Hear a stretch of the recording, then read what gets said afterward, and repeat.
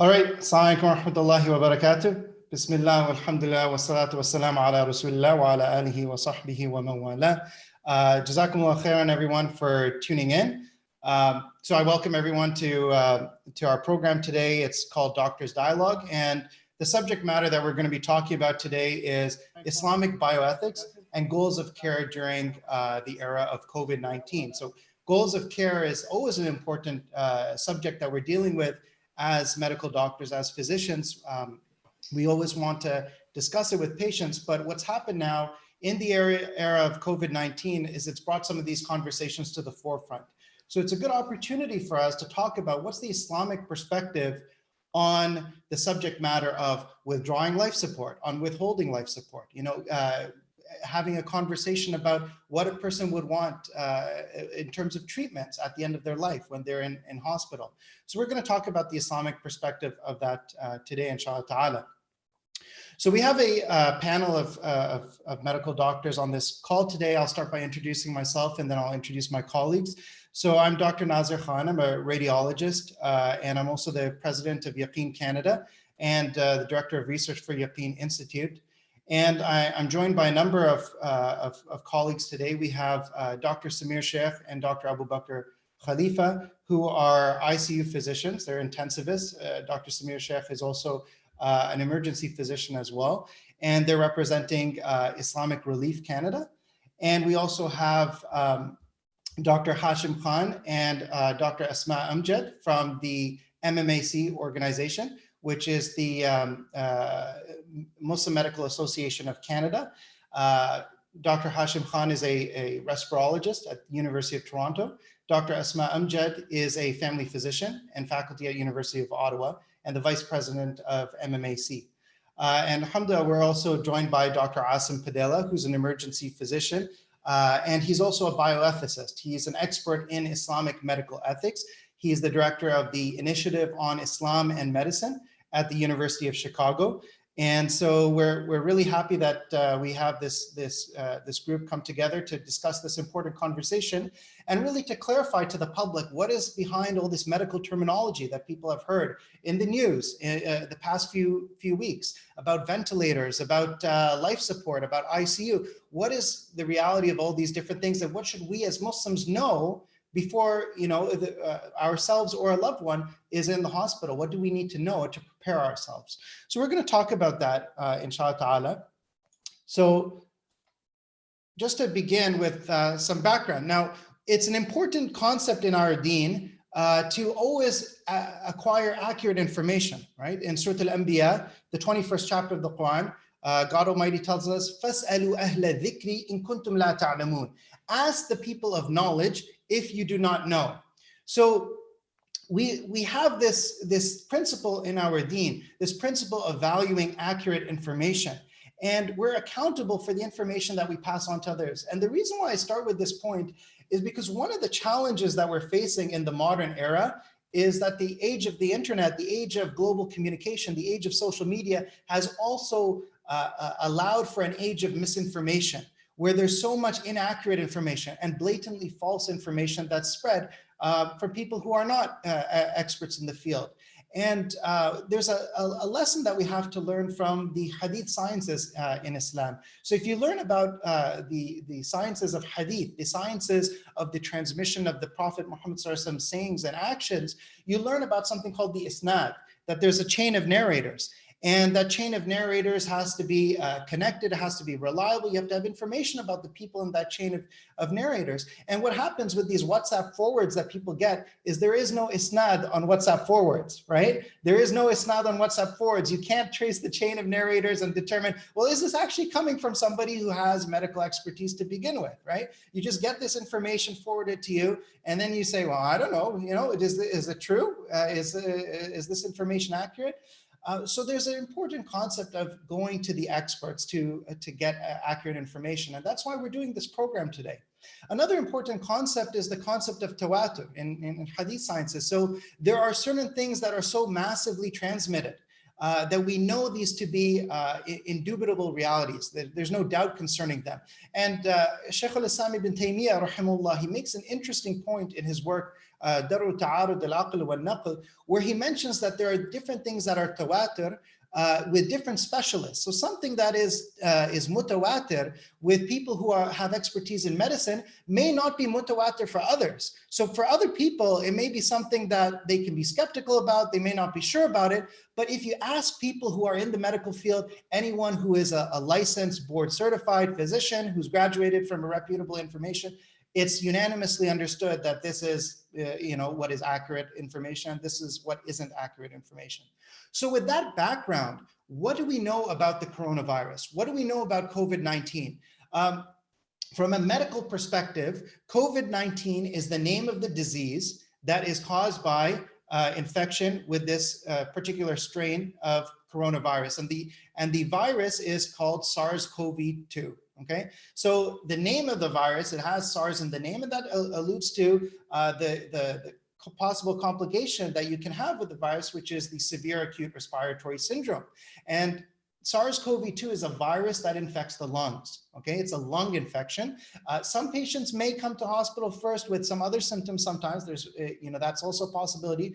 But the most frequent clinical manifestation of infection with this virus is symptoms related to the lungs. And there are these are symptoms of a viral respiratory tract infection. So you can have dry cough, you can have fever, you can have shortness of breath. These are the symptoms that people develop. In terms of transmission of the virus, we know that this virus is transmitted by droplets. So if somebody coughs or sneezes, then there's the virus can be transmitted in these small droplets of fluid that project from that person. And if they wipe their face and then they touch something, the virus can also be transmitted by contact, and it can last for several hours to days on certain surfaces. Okay, so we know that about the transmission of the virus. In rare circumstances, when the virus is aerosolized, it can also be transmitted through airborne precautions as well. Or through airborne transmission rather.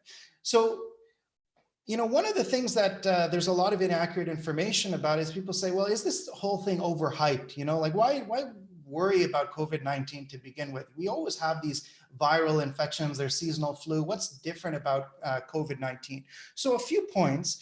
The first is that this virus is quite contagious. Okay, so we use a certain metric to look at that. It's called the basic reproduction number. Okay, or R naught. In layman's terms, what it means is if a person is infected with the virus, what's the average number of people that they spread the virus to? Okay, so if somebody has SARS-CoV-2, if they have COVID-19, on average, they're spreading the infection to about 3 to 6 people, 3 to 5.5 people. Okay, that's a lot more contagious than some of the other viral infections we've seen previously. So for example, the seasonal flu, on average, a person with the flu is just spreading the flu to 1 or 2 other people. And so that contagiousness of the disease is why we're seeing that exponential growth, right? It transmits extremely rapidly, okay? So that's the important thing to recognize about it. And related to that, there's also a large number of hospitalizations that we're seeing. So there's different rates if you look at data from different countries, and that's because it also has to do with how many people you test, right? So if you test a larger number of people, then the number of people who are sick enough to go to hospital will be less.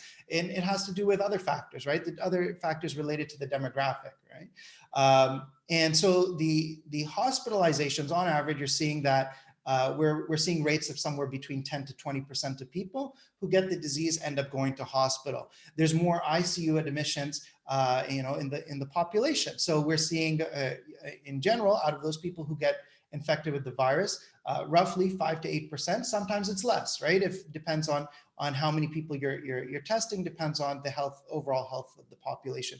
But these metrics allow us to assess the overall burden on the healthcare system. And one of the things I want to emphasize is a lot of people, they just focus on the number of deaths related to COVID-19. But there's another very important piece of information that people forget about, and that is, all the other medical diseases that are out there, they don't just magically disappear once COVID-19 comes, right? So people have heart attacks, they have strokes, there's traumas, there's other situations that are always happening. We're always seeing them in hospital. And what's happening to those patients? If the hospital becomes overburdened with patients with COVID-19, we're also going to see an increase in deaths related to other causes because of inadequate healthcare resources. And not just inadequate healthcare resources, we're already seeing a lot of patients are afraid to come into hospital. And so a lot of times the disease is progressing further if they have some other medical condition that's not being managed properly. And so we're seeing an increase in deaths related to that as well. Finally, about COVID-19, one important thing to know is that the person, there's a range of this incubation period, how long a person has between the time that they get the virus and the time that they develop symptoms. So we're seeing the median of 6.5 days until a person may present with shortness of breath. But sometimes the unfortunate thing is that there's a rapid progression after that, okay? So they may develop shortness of breath after a week, but then within 2 or 3 days, all of a sudden they develop something called ARDS, right? So they develop acute respiratory distress syndrome, which is a condition where the lungs become so inflamed, they start to fill up with fluid, okay? And that's the condition that we worry about, right? So as a radiologist, I always like to use pictures to illustrate things. So radiology is the field of medicine where we interpret medical tests, we interpret medical imaging in order to arrive at the diagnosis. And I think there's also a lot of educational value in looking at medical imaging as well. So on the left, you see a patient, a real example of a patient who day one presented with shortness of breath. And at that time, the patient did not have any acute process going on in their lungs. You can't see any changes related to their disease, related to the COVID-19 at that point. And now I know everybody thinks they know how to interpret chest x-rays, and there was a chest x-ray showed on a major news channel just like a week ago, where they were saying, oh yeah, that looks really bad and there's something invading the lungs. And it was actually a normal chest x-ray, right? They didn't have a radiologist talking about it. So what you see on the left-hand side, you see these lines. These are just the normal pulmonary vasculature, right? These are the blood vessels in the lungs. So I'm not going to use any radiology jargon here, but the important thing to know is the black is the air in the lungs. Okay, so these are the lungs here. And on day 10, this patient deteriorated rapidly, right? So on day 10, they take another chest x-ray and you see all of a sudden, okay, the white is bad, right? Now they've got all these changes of inflammation in their lungs. So that's the kind of rapid deterioration that people can see, and the patient needed to be intubated and taken to the ICU. So what can we do in order to combat COVID-19? What can we do to stop the spread of the disease? Well, there's a great Cochrane review that came out recently, and this is a medical database that collects information from research for physicians. And they talked about, the main things that we can do are the following three things. So if a person is sick, they need to self-isolate. If somebody has been in contact with someone who's sick, or somebody's traveled, so there's a possibility that they could have the virus, they need to quarantine. And people who are healthy need to practice physical distancing, right? So people who are healthy need to decrease the possibility of the virus transmitting to others by practicing physical distancing. And if we do these measures, we can actually reduce the amount of people with the disease significantly. Okay, and we can reduce it significantly and slow the transmission of the disease so that it doesn't overwhelm our healthcare resources. And that's where the term flattening the curve comes from, which you'll have heard of in the media. So those are some of the points related to basic information about the disease. And one of the things I want to emphasize, the Prophet Muhammad sallallahu alaihi wasallam, he gave us such valuable advice. One of the hadith that he told us that's really very profound. The Prophet Muhammad ﷺ gave us a parable. He gave us an analogy of people on a ship in the ocean, right, in the sea. And there's some people on the upper deck of the ship, and there's some people on the lower deck of the ship. And the people on the lower deck, they don't want to keep going to the people on the upper deck for their request to get water. So some of them, they decide that what we're going to do is we're going to take an axe and we're going to make a hole in the side of the boat, right? It's a shortcut. So we're going to be able to get the water more easily. The Prophet Muhammad SAW said, if those in the upper deck leave those people in the lower deck to do as they please, to puncture a hole in the side of the boat, they will all be destroyed together. But if they restrain them, they will all be saved together.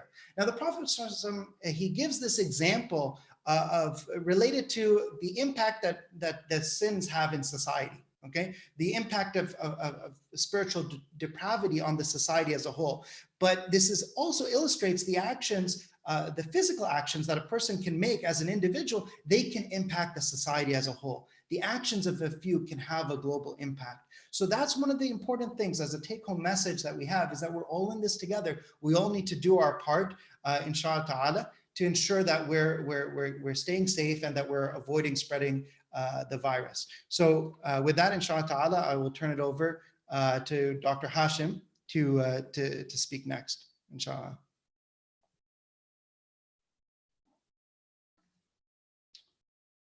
Dr. Hashim. Jazakallah khair. Can you hear me? Yeah, we can hear you. Okay, fantastic. Great, thank you. Bismillahirrahmanirrahim, thank you so much for having me here. So I'm just going to talk about how COVID-19 can affect everyone's lives and just in general. So I want to push the point that everyone's at risk of getting infected. You know, we hear about the elderly and patients who have lots of medical conditions being at higher risk, but you know, even younger individuals can get infected, and we do have those patients in our hospital as well. So don't take it lightly if you are younger. You can still be at risk, and you can be a source of infection as well. And then, you know, if you do have medical conditions like diabetes, heart disease, chronic lung disease, you're also at higher risk of having complications, which can include requiring the use of a ventilator or even dying from it. So that's why this is quite a high risk disease and infection that you want to be wary of. Most patients can actually recover at home. More than 80% of patients will recover at home and they'll be okay. But some patients might need some treatment inside the hospital system. They might need some oxygen, some medications, and other patients, like I said, a small proportion might require a ventilator. And you know, what's important to know is that as far as we know so far, there's no cure right now. Lots of people are working on different medications and treatments that are available, mostly through clinical trials. But at the moment, there's no cure besides supportive therapy, where we try and help your body recover from this viral illness.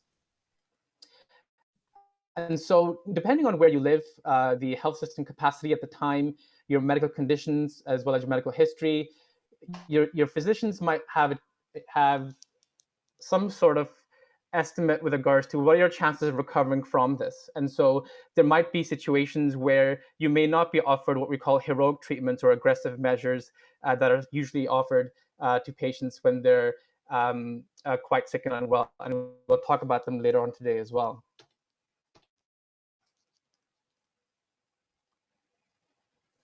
So I'm not sure what happened there.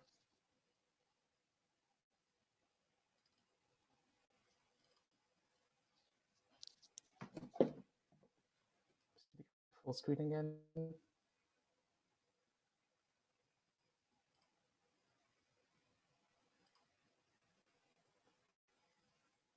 Great, sorry about that.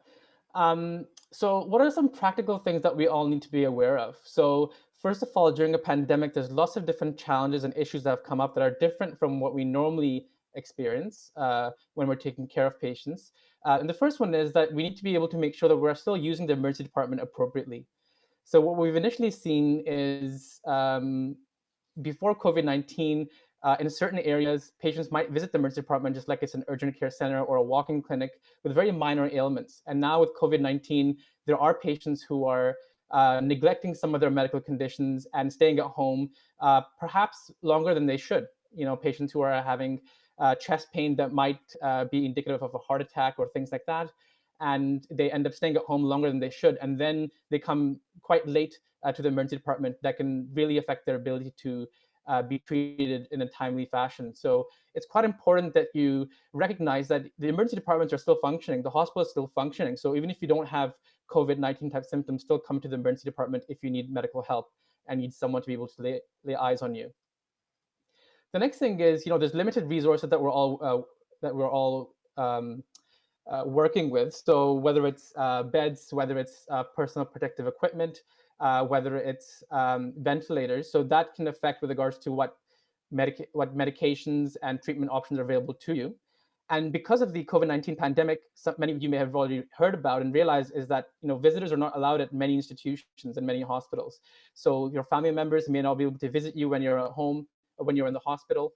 And for patients who are actually quite sick and unwell, when they go into the hospital, if they pass away in the hospital, that might be the last time when you drop them off at the emergency department, that might be the last time that you might actually physically see them or meet them. And so there's things that you can do, like making sure that when you do go to the hospital, you have a cell phone or a mobile phone, you have a tablet or something that you can sort of keep in touch with family members with via video calling or conferencing as well.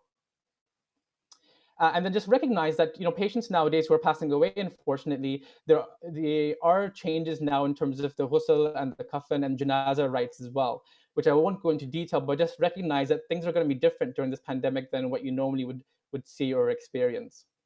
And similarly, if someone passes away and the families that are grieving, they can't necessarily accept condolences in person from people. So just using your phone to contact individuals is what will have to do, unfortunately. There are Muslim chaplains and spiritual workers in a lot of the hospital settings, and so use them to your advantage. And they're a great source of support as well during this difficult time.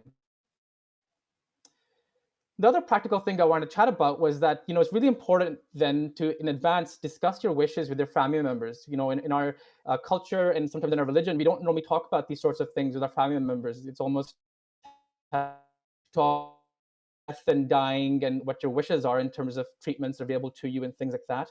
But just like we prepare for the afterlife, it's equally important that we also plan for this life as well. And so having an advanced care plan is a written document, and it has different names in different areas, is where you can write down what your wishes are. So if you do become so sick and unwell, what sort of things you want done or not, or you don't want done, and we'll chat about that as well. You can assign a power of attorney for personal care so that if you can't make medical decisions, someone else can make those decisions for you.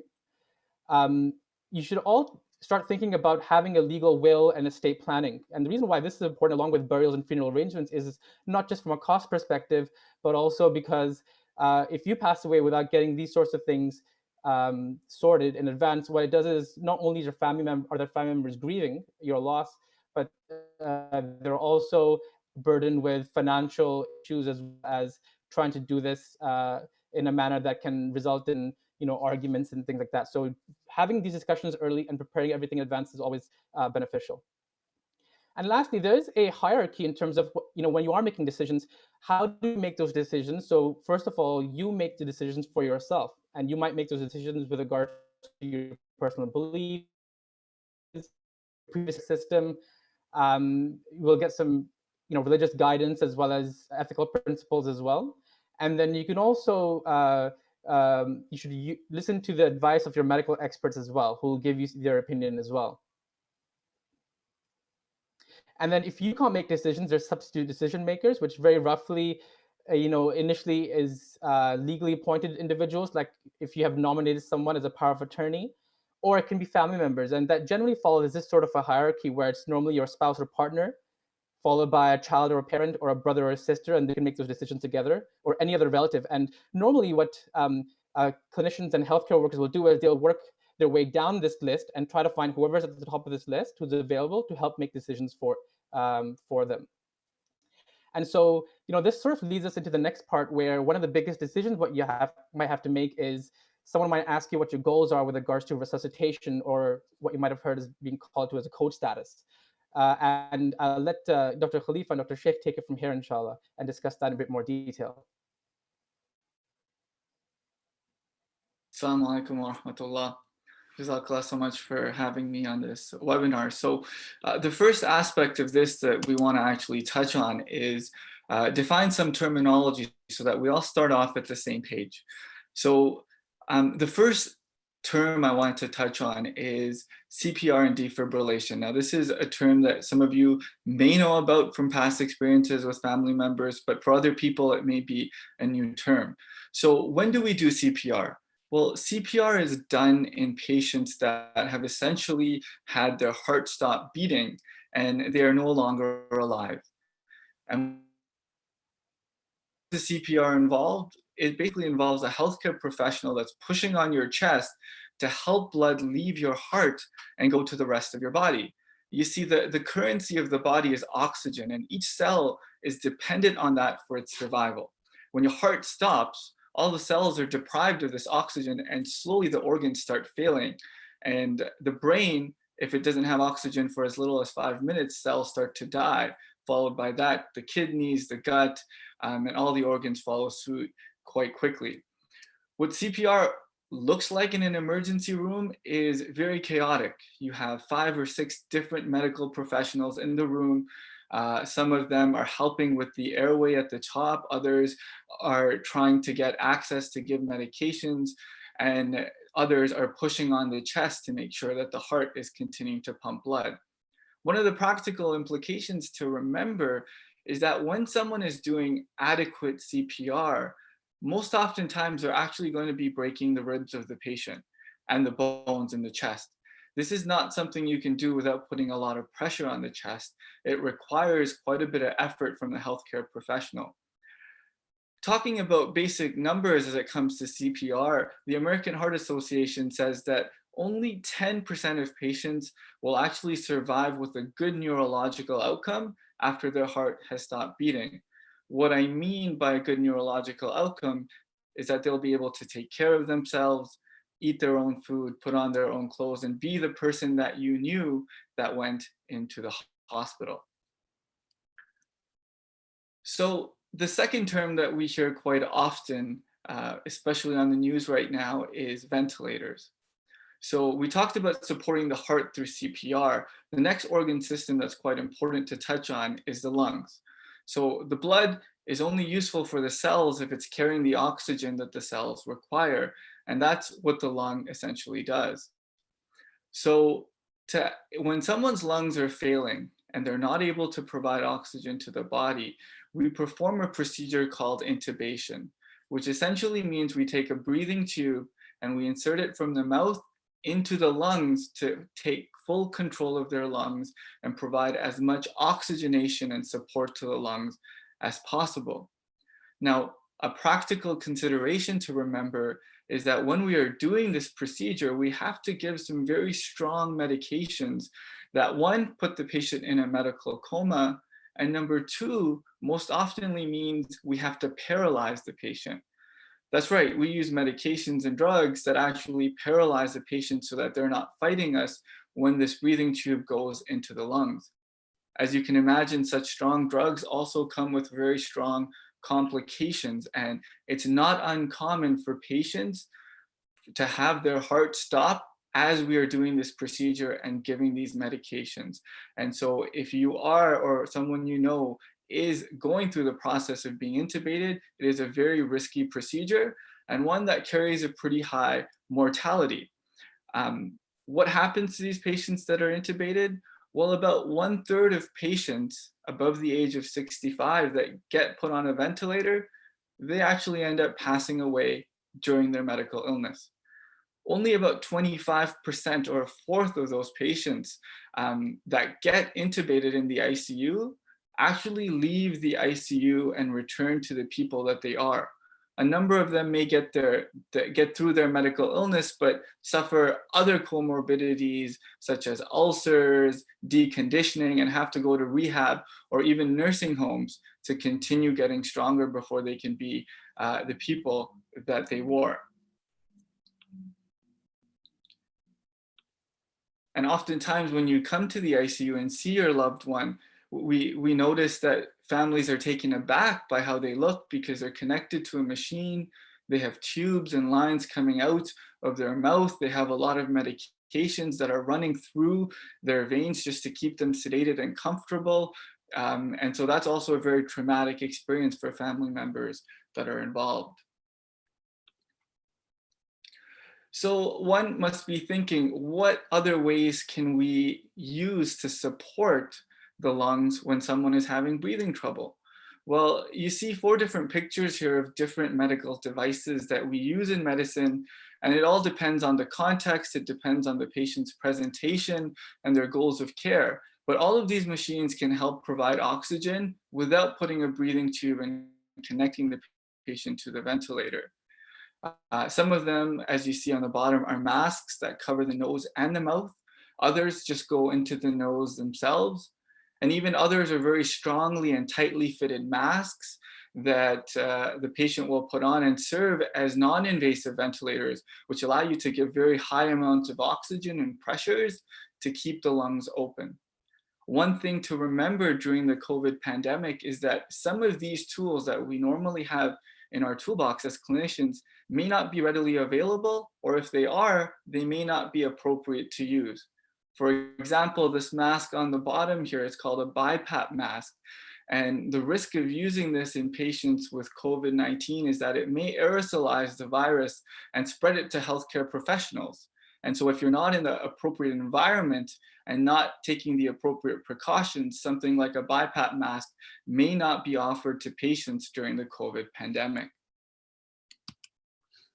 So in terms of putting this all together, I'm going to turn it over to my colleague, Dr. Khalifa, to talk about what it means to have an advanced care plan and goals of care. Assalamu alaikum wa rahmatullah. Thank you very much, Samir, for sharing these terminologies to everyone here. What I'm going to talk about is advanced care planning. And advanced care planning is a process of understanding the values, the principles, the grounding beliefs that your families, that your loved ones have at the end of life, be it your parents, be it your wives, be it your sisters or grandparents. It is an important principle that we have to think about, and I want to emphasize their values and principles, not our values and principles. And the best way for us to do that is by talking to our loved ones and understanding what it really means. Because at 2 in the morning, when someone comes into our emergency room department or our intensive care unit at these hectic times, and Samir has shown us pictures of what the situation can look like, it might be very challenging for us to speak to your loved ones.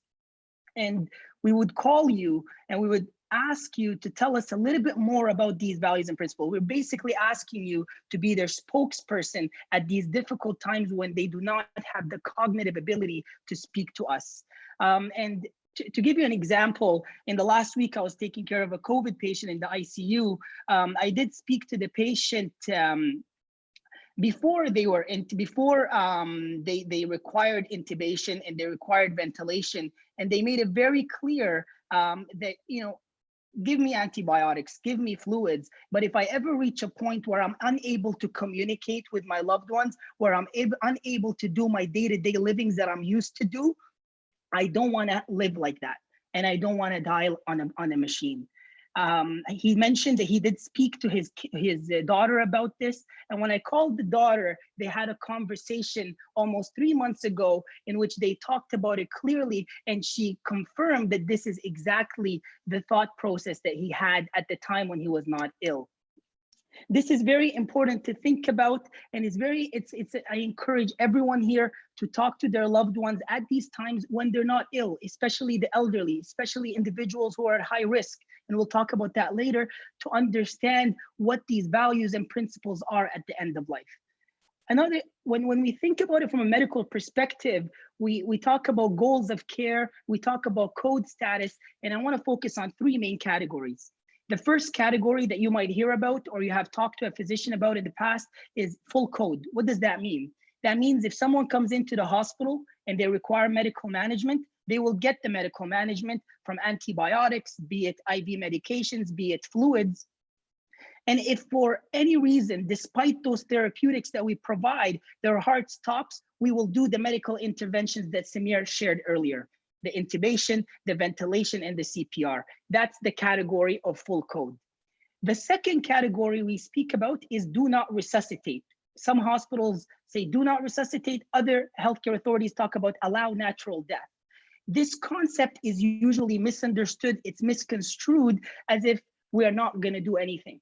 But the reality is do not resuscitate and allow natural death means we will do everything except CPR, defibrillation, except that if the heart stops, we will allow the patient to die in a natural mechanism.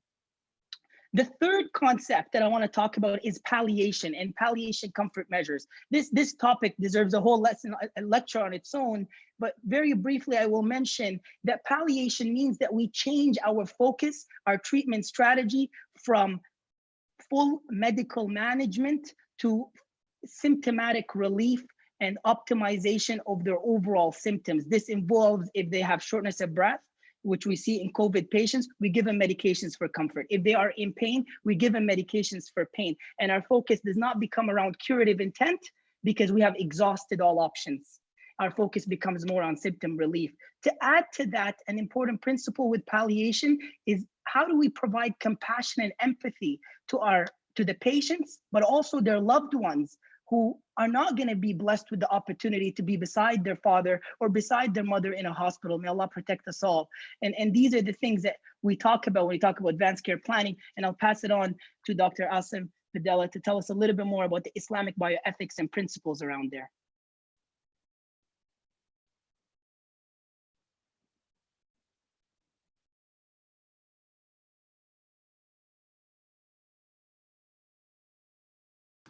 Assalamu alaikum, alhamdulillah, wa salatu wa salam ala rasulillah wa ala alihi wa sahbihi wa man wala.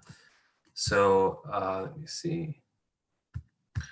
Jazakallah khairan everybody for showing up. I'm going to share with you a brief sense of how we should think about the idea of seeking medical treatment. And then I will shift to, for a moment, to talk about what we are here to consider, the ideas about the end of life. So very briefly speaking, I think all of us and all of you in the audience know this, that we have a theology of care within Islam, a theology of healing within Islam, which starts and ends with Allah subhanahu wa ta'ala, right? So we know that Allah subhanahu wa ta'ala is the one who controls everything that occurs here. And so there's a verse in the Quran where Ibrahim alayhi salam is quoted to say, "A'udhu billahi minash shaitanir rajeem, wa idha umirtu fahuwa yashfini." And when I am ill, it is He who cures me. This is a dua, and this is a statement of Ibrahim alayhi salam. So in our minds, we should recognize that when we are ill, we're talking about people who are going to the hospital, we're talking about people who might need intubation, but the idea here, we should be resolute on the fact is that to get out of that situation, Allah subhanahu wa ta'ala is the one who's going to help us get out of that situation. So oftentimes the fuqaha think about many nas, many texts, and how we think about medical treatment, and this verse comes up as one of them. The other one that we hear about, and you've all heard about, I'm sure, is there's various variations in the statement from Rasulullah sallallahu alaihi wasallam. This is one example on the slide that you see. Tadawu ya ibadullah ma anzala da'an illa anzalahu shifa'an. So that the idea here is that Rasulullah sallallahu alaihi wasallam is saying by command tadawu, seek medical treatment, O slaves of Allah, because Allah has not sent a disease except for He sent a cure, except haram, except old age. As I said, there are many different versions that this narration comes to us from, but the idea here that Rasulullah is saying with a command form, seek medical treatment. So their idea then comes, well, we should now seek treatment. We know Allah subhanahu wa ta'ala is the one that's giving cure when we're sick. But then another hadith comes, this is later in a different context, where Rasulullah is telling us about people who enter paradise without hisab, bighayri hisab. And there's many categories of individuals, and one of them are groups of individuals, and one of them are people who have not allowed themselves cauterization, and then mutawakkilun, that they have now become people who trust solely in Allah subhanahu wa ta'ala. So you think about the fact that Rasulullah is giving glad tidings to individuals of various classes, and one of those classes is who? People who have left off cauterization. And at the time, cauterization, and even now in some cases, is known as a medical treatment. So the idea here scholars are struggling with was, well, he says in one hadith, seek medical treatment. And another hadith tells that people who have decided to leave off this form of medical treatment or medical treatment in general as a class, they're granted this high status of being accepted and put into Jannah without hisab. So how do we resolve this tension? Right? And there are other hadith and other statements also to think about, other practices of Sahaba. But here, the idea is that we have to resolve this tension between a high grade for people who don't seek medical treatment or leave it off, but with the idea of trusting in Allah subhanahu wa ta'ala, because He's the one who's bringing out cure. At the same time, there's a command form using this of treatment, seeking treatment, which also tells us to do that. So what ends up happening is that I have shared with you here in this slide the Sunni schools, or the classical Sunni schools, of how they think about this.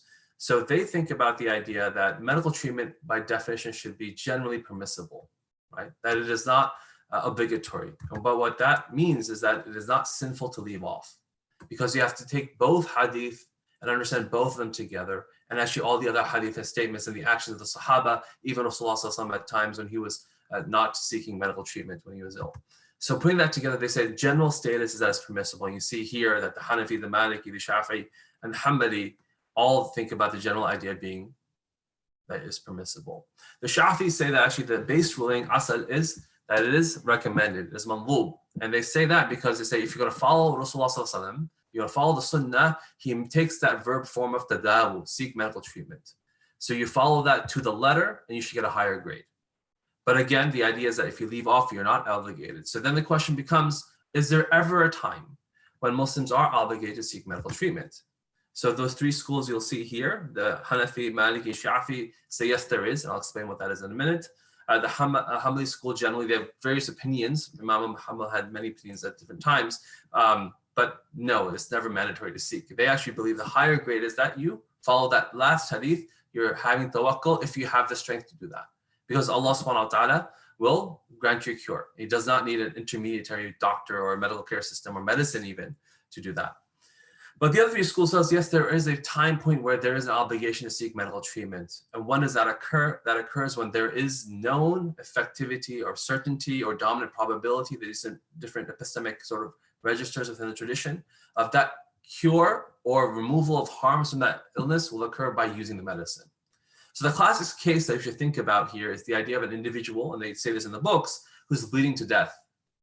And so you can tie a band around that arm, or you can cauterize it, or you can do other things, but you're not doing it because you want to trust in Allah subhanahu wa ta'ala. And the fuqaha say, well, this is not following the example of Rasulullah, because what you're going to do is you're going to allow yourself to die when you know there's a certain treatment to stop that bleeding. So this is the actual paradigmatic case that they use, and then its analogies is used to think about other cases. But the idea is that there's a known certain treatment to stop that thing from preventing you to die, and you're deciding to leave it off. So that is the case when there's a certainty. So in any case, that's the base statement. I want you to remember two things: that is permissible, and only in minority situations it is ever obligated, and those relate to the certainty or dominant probability of the illness being cured or the harms associated with illness being removed. So let's now shift. So that's the base ruling. And I say that because when you think about the fact, as my colleagues here have presented the idea of, we're going to talk about code status, we're going to talk about goals of care, we're going to talk about all these sorts of things in the context of preparing for one's departure from this world, then the best example for us is the example of Rasulullah sallallahu alaihi wasallam. I don't have time to go through all of these incidences, but I want you to notice a few things. And I think for us as Muslims, you must recognize that we have a paradigmatic example of Rasulullah sallallahu alaihi wasallam and how he approached his death or his departure from this world. And so I want to take you through a few instances, but let's think about it. And they come in various different seerah collections and various different hadith and different times. But one of the earliest events comes when he goes to Jabal al-Baqi, and some say that with him was his companion. Some say the servant was with him, and he goes and the servant overhears Rasulullah saying something, and he's saying Rafiq al-A'la, Rafiq al-A'la. So Rasulullah comes back and he says in a third person sort of way, what would I, oh my ghulam, what if I tell you that a servant was given a choice? The choice was to have everlasting life or to be with Allah subhanahu wa ta'ala, Rafiq al-A'la, and he chose the latter.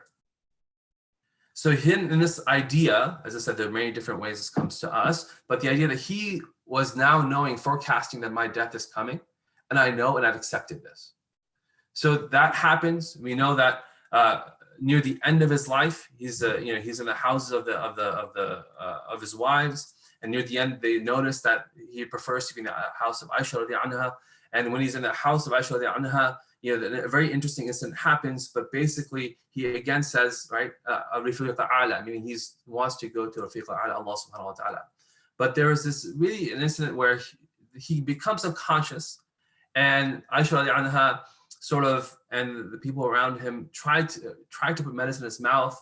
He's awake again, they put him medicine, he turns away, but then they sort of force it in to his mouth. And then when he rises back to consciousness, he tells them that all of you should take this medicine. And they said, well, we thought that, any patient doesn't like medicine, you just don't want medicine.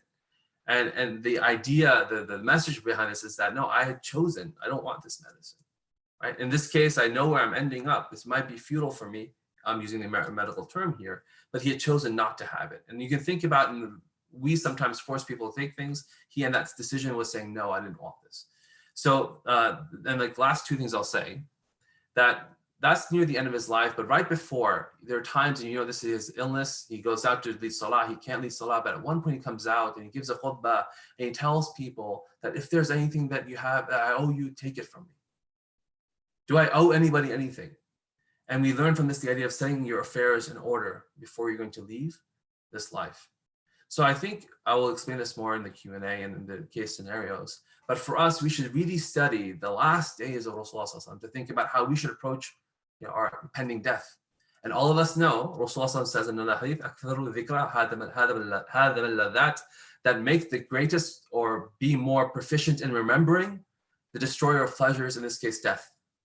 So for all of us who should be thinking about these things, and this scenario that we're facing now, this bala, we should be thinking about it more often and preparing for that. So Jazakallah khair, I'll turn it back over to my colleagues to continue about the kill cases.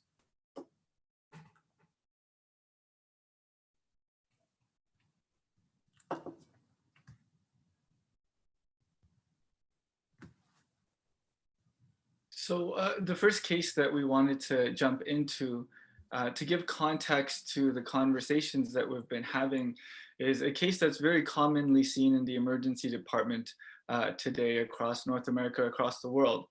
So you have a 71-year-old gentleman presenting to the emergency room with a cough, a fever, and difficulty breathing. Their COVID testing was done, but it is still pending, so we don't know what the results are.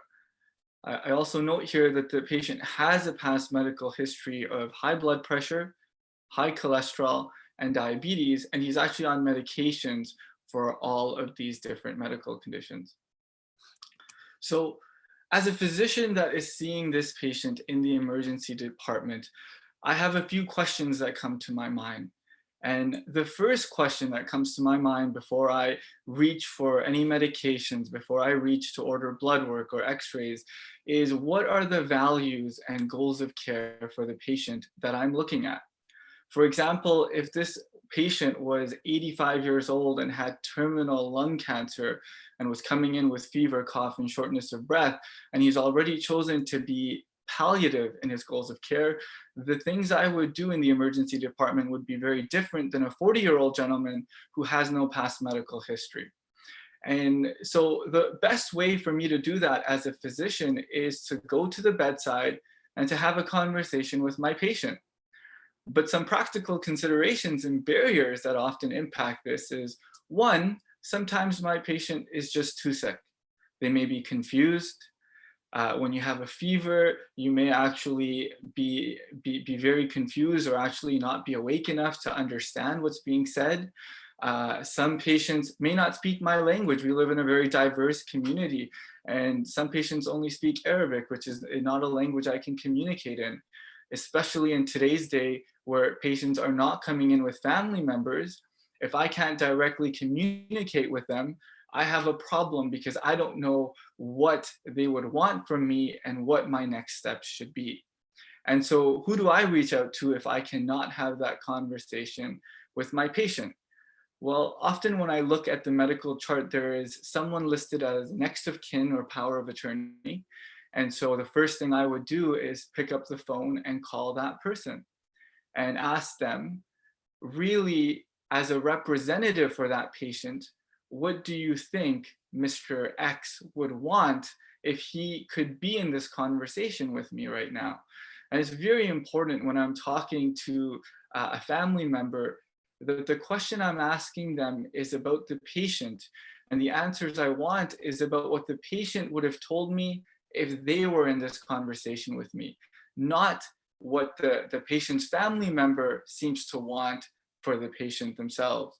And so sometimes we get into these scenarios that are actually very difficult because a patient comes in with an advanced care directive saying they do not want to be intubated or put on a ventilator, but their family member, when they see how sick their loved one is, says, no, I would like you to put them on a ventilator. They can't speak right now, and so I'm going to override their values, and I'm going to tell you that I want you to do a medical intervention. And that's a very difficult ethical scenario for us to be in as physicians and clinicians, but it is actually a pretty common scenario that we see in real life.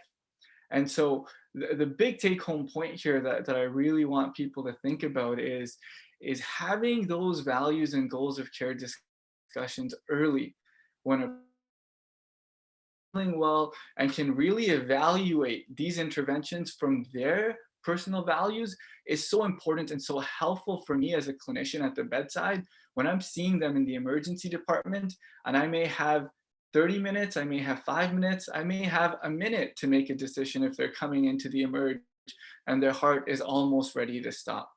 So once I know what a patient's values and goals of care are, the next thing I do is look through my arsenal of different interventions and make a decision about what might be appropriate for this patient and what isn't appropriate. So in a few previous slides, we talked about different machines we can use to help with breathing, different blood tests we can do to see how sick someone might be.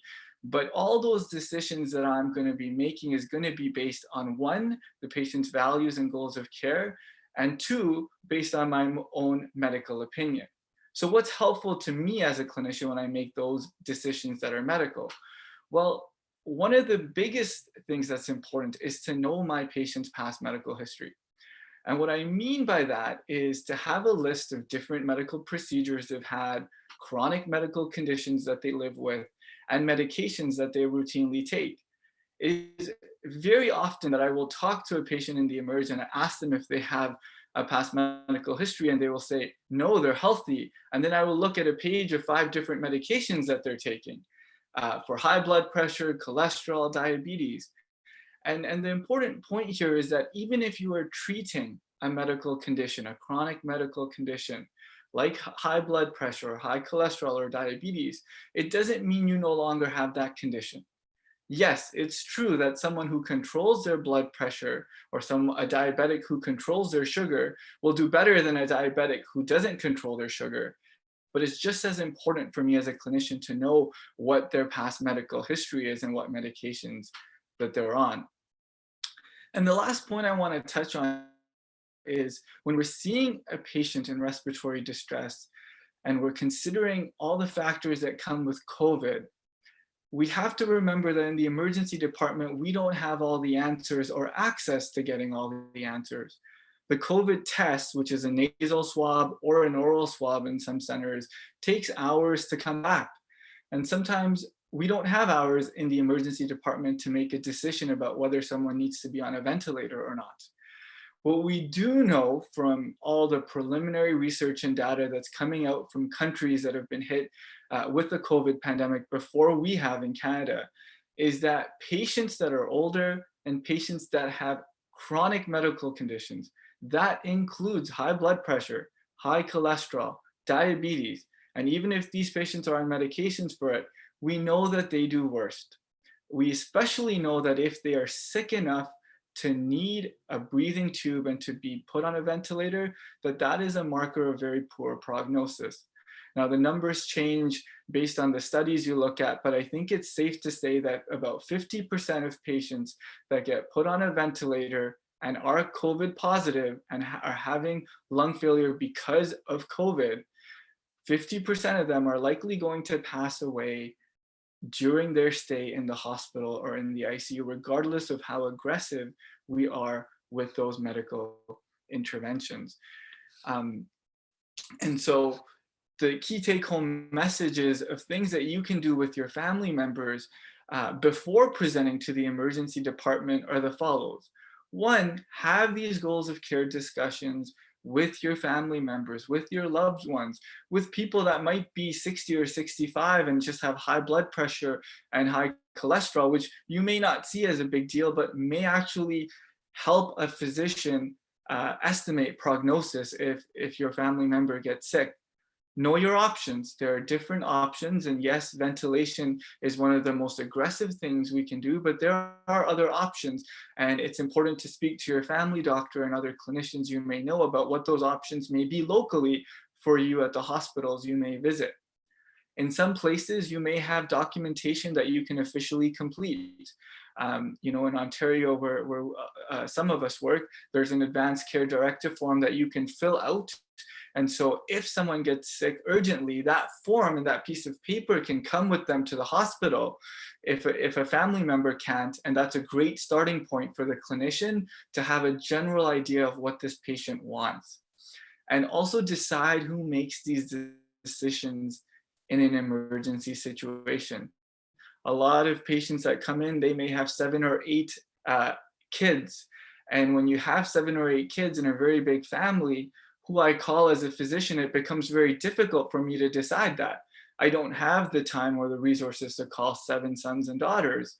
Perhaps there's 1 or 2 that are more heavily involved, that the father or mother trusts more and would like them to be the lead as the medical power of attorney. It's helpful to decide those things so that it gives your healthcare provider a path to follow in case someone you love and care for is very sick.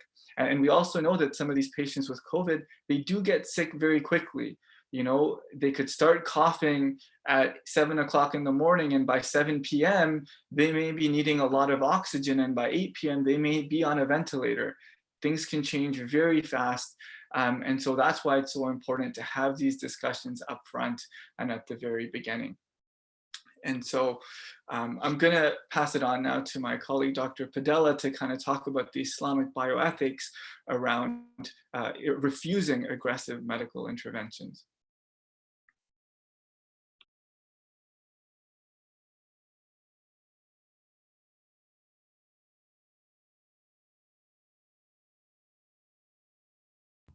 Sorry, can you make that full screen again? So Jazakallah khair for bringing that up. I just want to make one point for my colleagues as an ER physician, just to embellish something that you just said.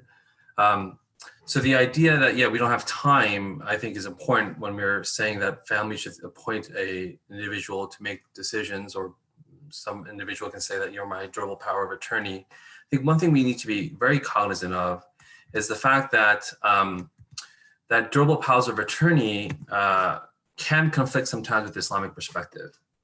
And what I mean here is that this law might say that so-and-so is the next person to talk to.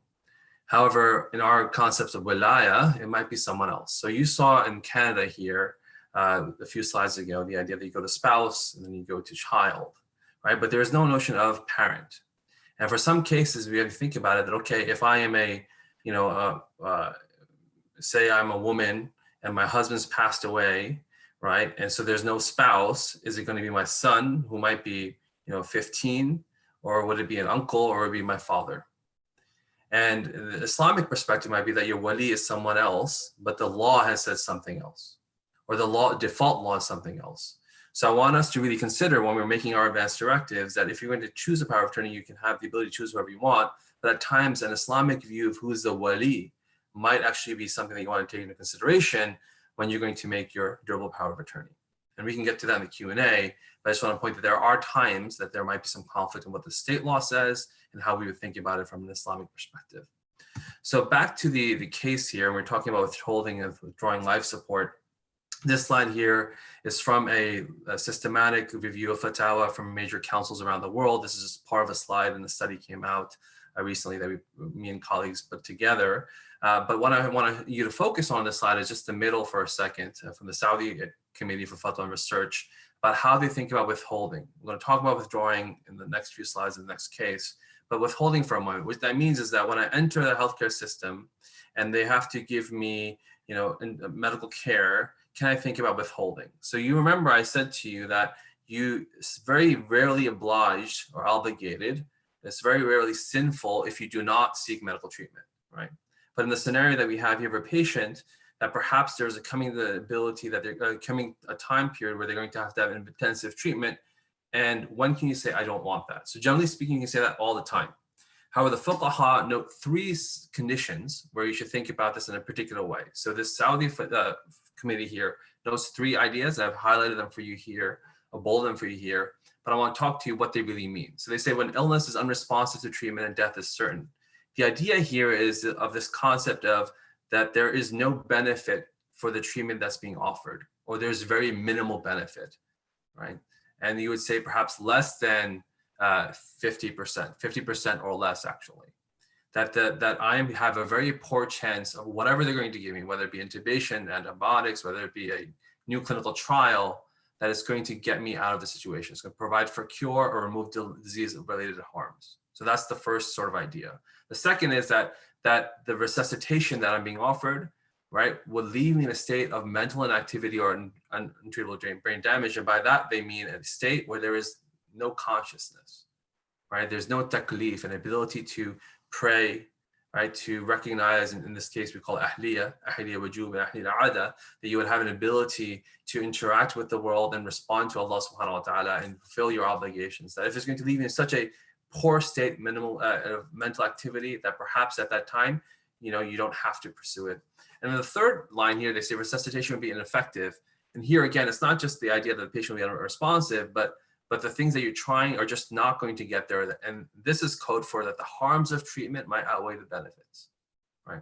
So you see that they are talking about this in the context of a patient is unfit, doctors can certify. And you'll notice that many of the fuqaha take this idea of Saudi specific words and put it into their fatwas. But we have to recognize, particularly when you're taking care of patients in the United States, Canada, and the diaspora, that we don't have such a paternalistic healthcare system, right?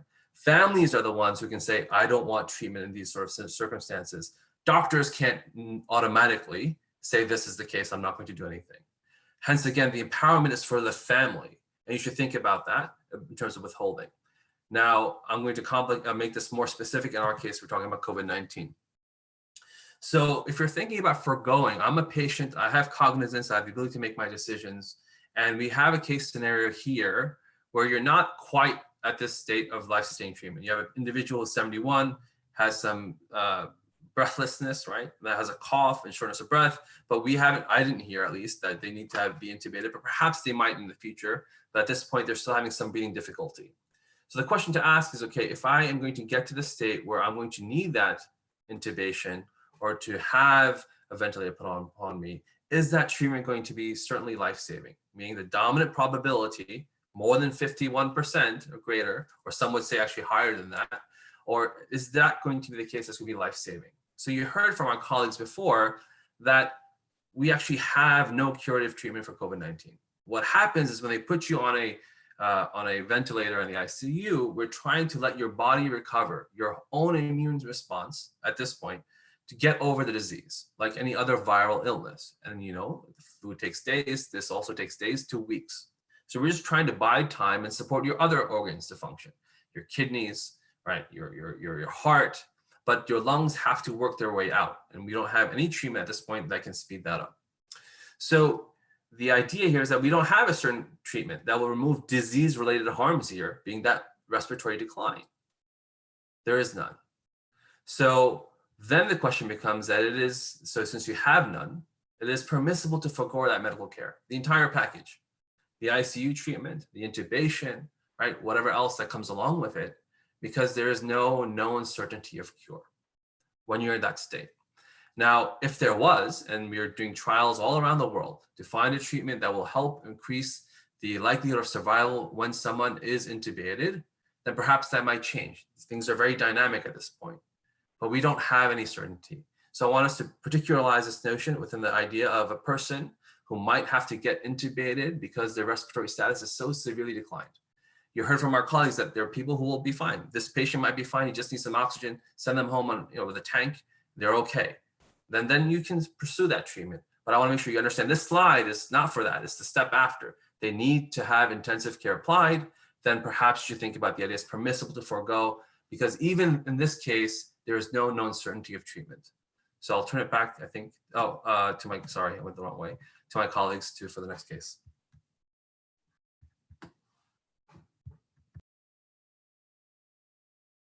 All right, Jazakumullah khair. So we talked about withholding life support when someone comes into the emergency room department. We're going to talk about the withdrawal of life support, and let's go over a common case that we do see in the intensive care unit. This is a 62-year-old gentleman presented to the ICU with COVID. This time, this patient is in respiratory failure. Patient required to be on a ventilator. Not only that, the patient required to be on high ventilator settings. He's been there for 8 days, developed co-infections, developed kidney damage, and the attending physician calls you at home and lets you know that the situation is not improving and the overall prognosis is poor. We recommend adjusting goals of care from active resuscitative medical management to withdrawal of life support and palliative comfort measures. This is a scenario that we see all the time in the ICU pre-COVID, but it becomes even more relevant to discuss right now post as we are in the COVID era. So when we look at this case in particular, we do notice that this is a patient who went to the emergency room department, got the life support. They got a ventilator, they're placed on a ventilator, they have taken medications, and despite all therapeutic interventions that were trialed on the patient, as per the evidence, as per the science that we know and we keep learning, the patient is not improving. That really does mean that we have sustained or we have exhausted a lot of our treatment options that we have at this point. For some patients, that could be 8 days. For other patients, it could be in 3 days. And other patients, it could be 14 days. And this is the part where we are always learning and understanding, and very much depends on the clinical condition of the patient. So I want to echo one point that Dr. Padella mentioned about being on a ventilator. Really, being on a ventilator is like a double-edged sword. When someone comes into the hospital and they need a vent and they're having difficulty breathing, their oxygen levels are low, the ventilator is what's going to help save their life at that particular instant. But when you wait for a few days, we do know that being on a ventilator puts you at risk for infections. And it could be that infection that you develop that could lead to the death of your loved ones, that could lead to the mortality of your loved one in the intensive care unit. So it's important to understand that the ventilator is not a magical instrument that supports therapy and will always do good. In fact, after a few days can very much do harm. So in simple terms, the withdrawal of life supports is stopping the life-sustaining interventions, stopping the mechanical ventilator. If patients are on heart sustaining devices or medications, stopping that to allow the patient to have a natural death. And I'll let Dr. Padella, after a few slides, talk about what this all means from an Islamic bioethics perspective. But it's important to understand that when we look at it from the COVID lens and the data and the literature we're getting from Italy, from the UK, and from China, that patients who are COVID positive and are on a mechanical ventilator, may Allah protect us, have up to 60 to 65% risk of mortality just being on a ventilator. And on top of that, people who are elderly, and when I say elderly, I am talking greater than 64, because that's what they have studied, which is not very old, who have a chronic disease like Samir mentioned, Dr. Sheikh mentioned, have hypertension or high blood pressure that is well controlled, they are at even higher risk of mortality. When we look at withdrawal of life support, we generally have face-to-face meetings with families. Now here's another challenge. We don't have that opportunity now. People don't have the blessings and the opportunity to be beside their loved ones, holding their hands, having these difficult conversations. Sometimes we hear misconceptions, we hear phrases like, we can't give up. We will fight through this until the heart stops. We don't want to pull the plug. We hear terms that, we are Muslim and we never stop. I mean, your name is Abu Bakr Khalifa, you should know this. But the reality is when we look at these terminologies, they're somewhat problematic because there's an inherent bias that we have not really exhausted all therapeutic interventions. But when you go back to the case, you do realize, and this is a case that's very commonly seen, that all medical interventions were trialed, and despite that, the patients are not doing well. So important principles we think about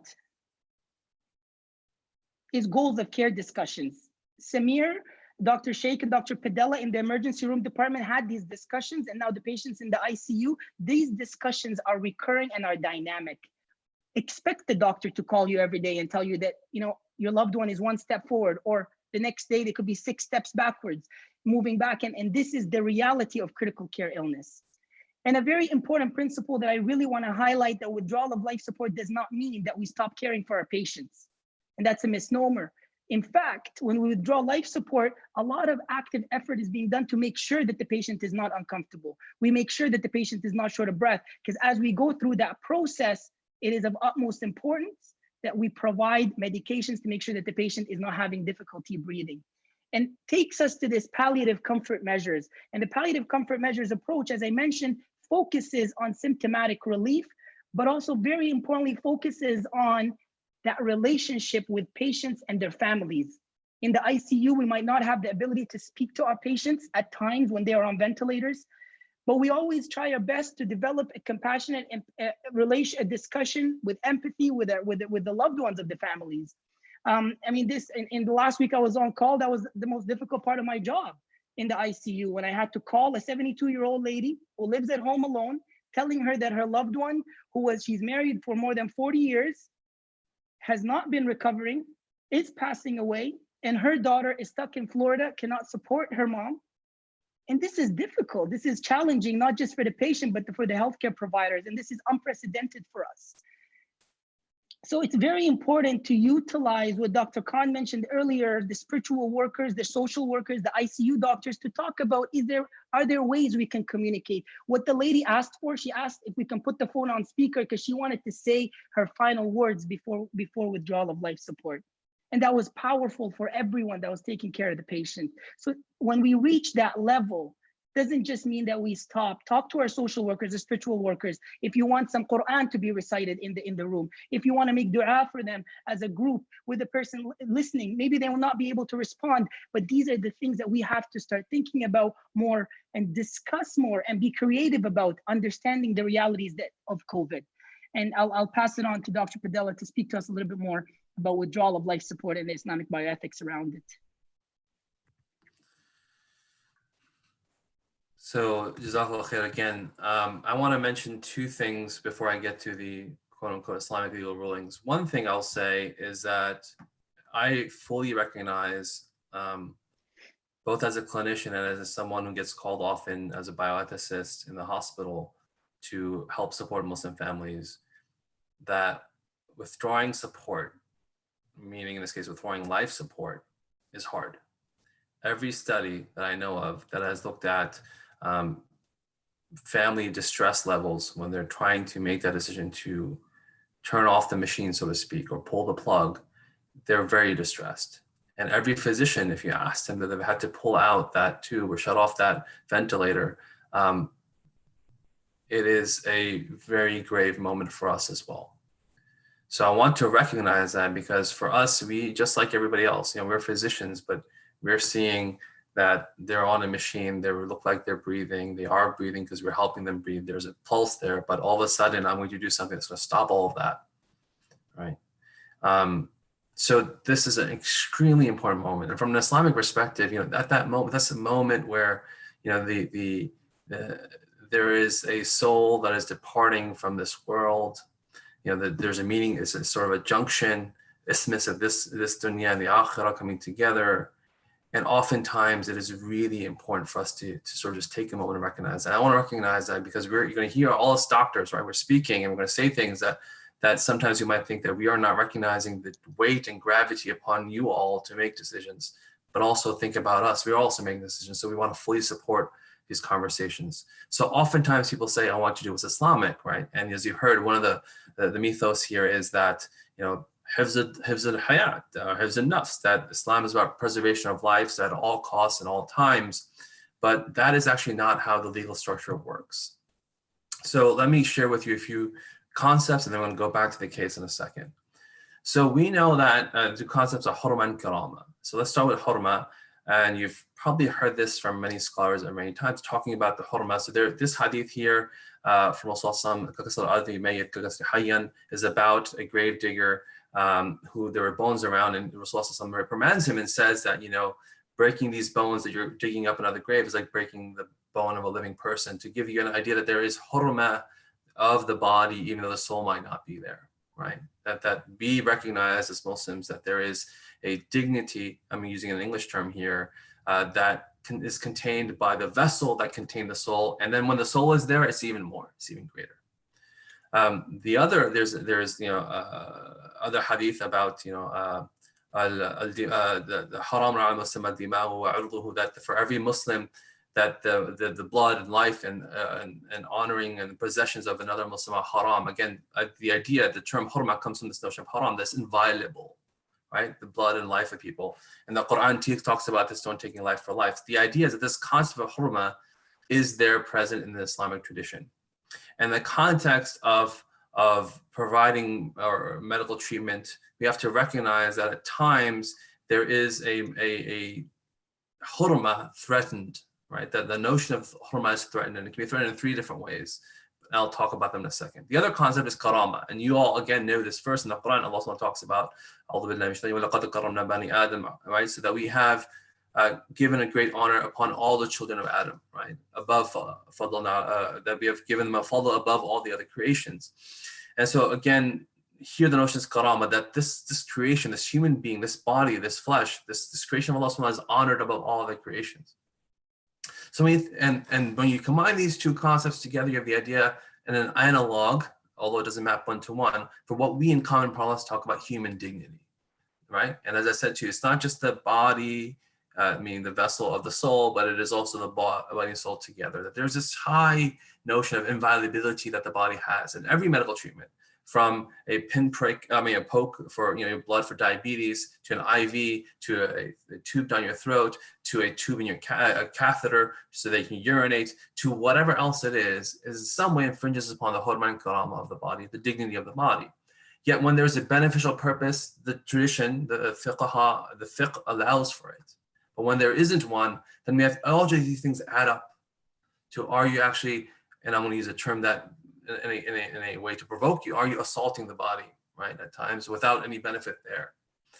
So we have to recognize these dignities of care. In the context you were talking about withdrawing life-sustaining treatment, these become additive when we know, and this doctor in this case said, right, there's a grim prognosis, right? We like to think about goals of care. They're giving you what we call warning shots. Sometimes we don't get them, to understand that the situation is really grave here. I am running out of options. I don't know what to do. And there's nothing medically for me to do to help your loved one get to the state that they were before they came to my ICU. That is what they're telling you. They're trying to prepare you for that conversation. Look, I am out of options. I don't know what to do. I'm asking you to help me think about de-escalating care so we can go to palliation. That's what they're asking you with those warning shots. And here, hurma and karama play a big idea. Many types of interventions, as I said, already intrinsic, they already cause some threat and violation of the hurma and karama body. But in this case, in the ICU, a person has to be sedated in an event. They're not awake most of the time. They have to be turned by by nurses. They can't urinate, go to the bathroom themselves. They can't feed themselves. This is a high, intense situation where all these things are coming together. So now the next slide, we'll talk about this notion of withdrawing life support, right? Specifically. So I'm talking about the patient, the family here, and the question always becomes, is it permissible for me to withdraw life support? And I'll tell you, almost 90% of the ethics consultations I get from Muslim families are about this idea that I don't think I can do this. I don't want to do this. This is haram, right? The problem. But I reflected to you on the slide a few slides ago that what are the possible chances of recovery? Are we going to recover some to a conscious state? Probably, where they can interact with the world and do their fara'id and things. Is there a benefit to that? Are we going to get there? If you're going to stay on an event for the rest of your life, right, potentially in the ICU, and just be there because you can't be moved anywhere else and they can't put a trach in, then perhaps not.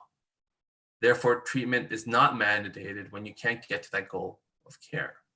And then, as I mentioned to the other 2 concepts, the box 2 here about hurma and karama. Now, are these increasing intensive care ministrations harming the body in such a way that these are outweighing any benefit? Because the benefit in this case in COVID here is very minimal, right? There's a very poor, grim prognosis, someone who becomes intubated because of COVID-19, that they will get off. The chances in our United States data, we're talking about, as my colleague said, less than 40% that they're going to get out of the ICU, quote unquote, alive. I'm not talking about anything about quality of life or anything, that they're going to leave the ICU living. So this and all these scenarios, you can go to the next side of the slide here, is permissible to withdraw. It is permissible to withdraw life support. It's hard, it's difficult, but it's permissible, both for the physician and the family member. And I'm going to tell you one last thing before I turn back to my colleagues here, that it's hard, right? It's hard for the family. It's hard, and you're not going to be in the COVID era, be there with them, right? Potentially. It's hard for the physicians who are all full PPE, and they have to make these decisions, but also have to act upon the decision. So at times it might be better for it to stop before you get there, before you get in the ICU. And if we, God forbid, if we get to this area where we have crisis allocation, resources, we don't have enough vents, sometimes decisions will be made without even a consultation with the family. So we're in a really extenuating circumstance. And I really plead that you think about what you're doing and make people know what the situation is. So, Jazakallah khair.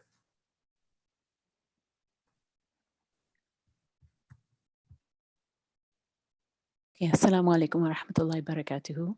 Jazakallah khair, jazakumullahu khaira to all the physicians here. I'm really honored to be part of this panel and inshallah to help our community through this very difficult time. My name is Asma Amjad, and I'm a family physician, and I also see walk-in care, urgent care, and I guess this is kind of where, I'm going to be talking a little bit about what we do in the community. So basically, as you can see, there was something very popular that came out in the New Yorker. You see a nurse or a physician healthcare worker who is at the forefront and saying goodnight to her husband and her children as they're going to bed. So from this point of view, I can definitely tell you that the family doctors, the walk-in care, urgent care, emerge doctors, internists, several of us are kind of like right at the forefront. It's pretty much we are the first people that any patients who come into, they can walk in through that door, and we are the first people that they see. Now, just recently in Canada and also the United States, we were told to start wearing non-medical masks. The general public was told to do this, but before that, anything could come through that door, and we wouldn't know if the person was sick, if they were not sick, if they had a cough, or if they had a cold. We just wouldn't know that. And to bring them in and to figure out, okay, well, are they COVID? Are they not COVID? When should we test? When should we not test? These were all very, interesting challenges that we went through in the last about a month or so. And to also highlight that the PPE was not always available. This was something that all healthcare workers need in order to battle this virus. Of course, we need the proper armament to do this. So this is another area that we are struggling with. But there is hope, however, because now we do see that the government and different companies and corporations are beginning to produce these on a mass level. And they're also beginning to produce more kits so we can test for that. So for COVID patients, again, just keeping up with public health guidelines, making sure, if we have to test them, then we do so in the appropriate manner, either, at the COVID centers or in the emergency rooms, and also to report them. So I myself have seen several patients and have sent them into isolation. Unfortunately, at that time, we weren't testing, but these all have to be reported to public health. So just so you know that if you do see a physician, that chart has to be reported to public health, and it is something that's reportable in Canada.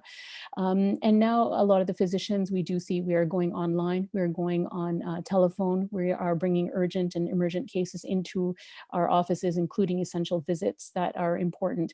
So for people who seek medical attention, the one clear message that I want to give to you is that if you are not well, please call us, please come online. Many doctors have phone appointments. We have online appointments that we're seeing patients with. We want to make sure that, I saw a patient the other day and she said, you know what, I don't want to take up too much of your time. And I said, well, if you feel like you need to see a physician, don't guess, call and ask, because we want to make sure that we're still here to help you and to serve you and to make sure that you are seen early enough so your condition doesn't get worse, especially people who are elderly, who have chronic conditions, who have psychiatric conditions, people who are, young children.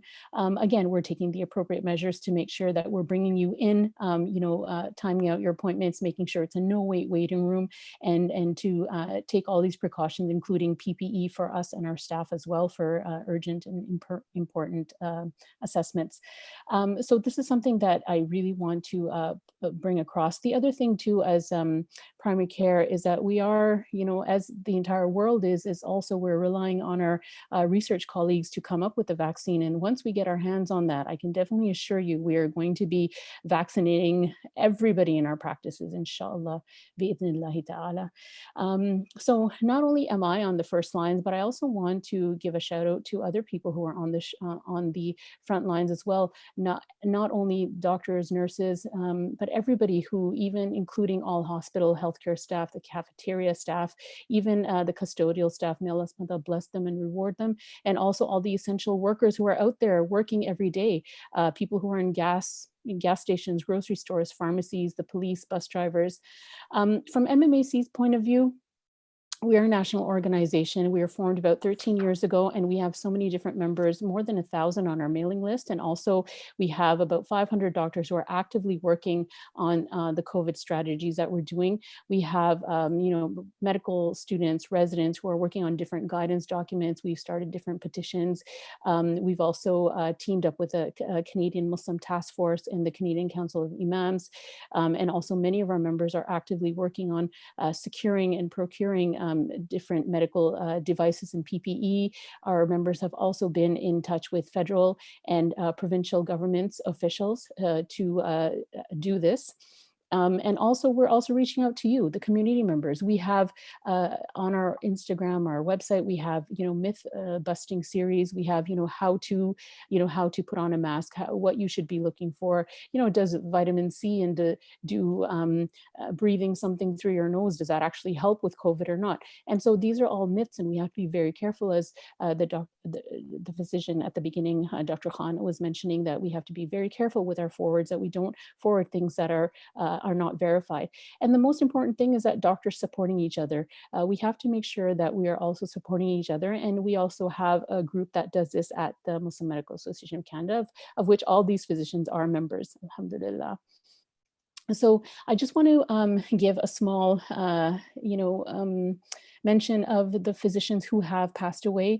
We have seen that in New York City has the largest number of cases, more than the entire United States. This was mentioned.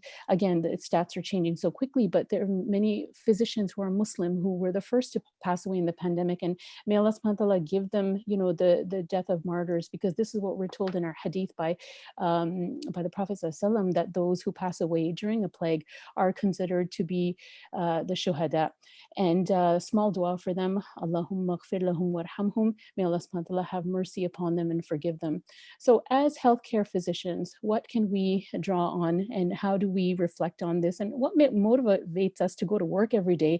Honestly, like, I've seen some physicians saying, I'd rather just stay at home. Why do I have to go into work? And others who are constantly there, like, there's so many who are dedicated and going in every day. May Allah subhanahu wa ta'ala bless them and reward them. Basically, the first thing that I think the majority of us do is just have full faith and tawakkul on Allah subhanahu wa ta'ala, that know that He is ash-shafi, that we have shortcomings, and that anything that we're talking about today, medications, intubation, ventilation, all of these things are only allowable and only can take effect by the idhn of Allah, only with Allah subhanahu wa ta'ala's permission. Otherwise, nothing will work. And not only will it work, but it will only work when He wants it to work. And we see how this virus is, obeying the commands of its Lord. We see how this virus is replicating, duplicating, and just fighting to live and replicate, subhanAllah.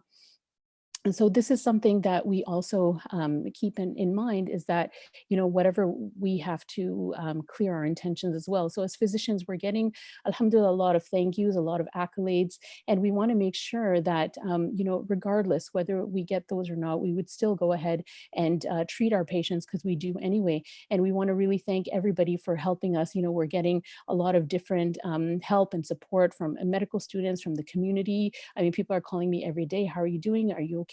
Can I bring some food over? So I just want to say jazakumullahu khaira to everybody who's doing that, but also that we as physicians, we need to make sure that we clear our hearts, and that whatever we're doing for the sake of Allah subhanahu wa ta'ala. And the intention we have is, as it says in Surah Al-Ma'idah, that whoever saves a life, it's as if he has saved all of humanity. And we just have to make sure and understand that, yes, Allah subhanahu wa ta'ala is ash-shafi. He is the one who heals, but we could be his tools. We are his mere tools. And if he wishes, he can use us. Otherwise, he won't. So moving along to the next slide, basically, I want to give a few practical take-home messages. And one is that you've heard all this before, just to reinforce it again: physical distancing, keeping far apart from each other, 6 meters in public, or everyone staying within their own households. And one thing we don't want to do, we don't want to see people isolating themselves in a social way. You do have to self-isolate when you're ill, and you do have to quarantine, as was mentioned before, but we do want people to pick up the phone and call your family and friends. And we want you to come online and see your family and friends that way as well, because we are seeing an increased rate of depression and anxiety amongst people. We also want you to follow your local public health guidelines. And also, as mentioned before, plan your affairs. Have that conversation with your physician, have that conversation with your lawyer, and have something in place that if this were to happen to me, well, ayadu billah, may Allah subhanahu wa ta'ala protect us all. But if this were to happen to me, then what will I do? How will I want to spend my last few days? And it's unfortunate we have to think like this, but at this point, I don't think anybody really has a choice, that we do have to have some planning in place. The other thing is that some spiritual take-home messages that I'll just bring across here as well is that, we all know that Allah subhanahu wa ta'ala, he is the Almighty, he's all-knowing, but he's also the most compassionate and most merciful. And in his divine wisdom, in his ultimate wisdom, he has decided to put this adversity upon al-insan. And we know that he could be testing us. He could be distinguishing us from who is going to stay steadfast, who is going to stay steadfast on the deen, who is going to complain. Perhaps he's forgiving our sins and raising our ranks. Perhaps he's warning us and reminding us so that we may turn to him and correct our mistakes and mend our ways. Or it could be due to our sins that we're also doing. We see in so many times in the Quran, it's also written that it's what your own hands have wrought. And if one is patient during these calamities, then it's a means of a great reward in the hereafter. And also that we are reminded that this dunya is only temporary, and calamities and trials, they remind us how weak we are and how truly we are in need of Allah subhanahu wa ta'ala, and helps us to appreciate our blessings. So I think pretty much that's it for me. I'll just say a closing dua, inshallah. We'll move on to the questions. Subhanallahi wa bihamdihi, subhanakallahumma wa bihamdika, nashhadu an la ilaha illa anta, nastaghfiruka wa natubu ilayk. Bismillahi alladhi la yadurru ma asmihi shay'un fil ardi wa la fis sama' wa huwa as-sami'ul alim. All right, jazakumullah khairan to all of our speakers, and to those who have been tuning in on YouTube and submitting their questions. We've had some great discussion and great questions already submitted. I'll just mention a few brief points while I give our speakers a chance to drink any water if they need it, because it's necessary for speaking moistly. Sorry, that's a Canadian joke. Those who know. All right, so the first point I want to mention is, we've been talking about end-of-life care. As Dr. Asma Amjad just mentioned, like this is something that's always an important discussion, right? We should always have a conversation about, if something happens to me, and I'm in hospital, what would I want? What would I, at what stage, would I say I wouldn't want any more interventions, right? We should have these kind of conversations now. The only thing different about the COVID-19 era is it's just brought these conversations to the forefront. And as physicians, we use medical evidence to guide our treatment, okay? So a lot of people say, well, how does the doctor know if this is going to work or that's not going to work, right? We as medical doctors, we don't know the ghaib, right? We don't know the unseen. Only Allah subhanahu wa ta'ala knows the unseen. But let me give you an example. What we do is we do prognosis, okay? So there's diagnosis, what disease do you have? And there's prognosis, what is the natural course of this disease? What happens to most people when they have this disease? And prognosis gives us that information. So let me give you an example. Let's say somebody says, I'm going to drive on the highway and I'm going to drive with my eyes closed and maybe I'll survive, right? Maybe you'll survive, right? Maybe nothing's going to happen to you. But if you drive on the highway with your eyes closed, right? 99.9% chance, what's going to happen to you, right? So these are realistic considerations. And the Prophet Muhammad always reminded us to look at the practical means, right? When the Bedouin came to the Prophet ﷺ and said, should I tie my camel or should I put my trust in Allah subhanahu wa ta'ala?